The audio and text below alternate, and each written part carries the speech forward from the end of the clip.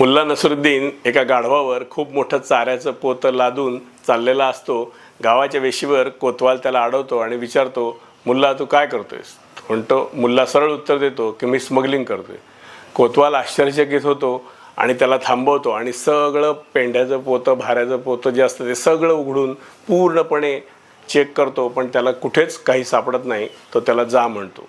दर 2-3 दिवसांनी हीच घटना घडत असते. असं वर्षभर चालतं. वर्षभरानंतर एक दिवशी मुल्ला चौकात बसलेला असताना तोच कोतवाल येतो. तो कोतवाल आता त्याच्या कामातून निवृत्त झालेला असतो. मुल्लाला बघितल्यावर तो मुल्लाच्या जवळ येतो आणि त्याला म्हणतो की आता तरी मला तू काय करत होतास हे सांग. आता तर मी निवृत्त झालो आहे, माझ्याकडून तुला कुठलाही धोका नाही. तू नक्की कसलं स्मगलिंग करत होतास? प्रत्येक वेळेस मी तुला पूर्ण चेक करायचो, पण मला कधीच काही सापडलं नाही. मुल्ला हसून त्याला उत्तर देतो, कोतवाल महाशय, प्रत्येक वेळेस गाढव नवीन असायचं, मी गाढवांचं स्मगलिंग करत होतो. असे छान किस्से ऐकण्यासाठी आपला चॅनल सबस्क्राईब करा, ज्याचं नाव आहे अड्डा आनंदाचा.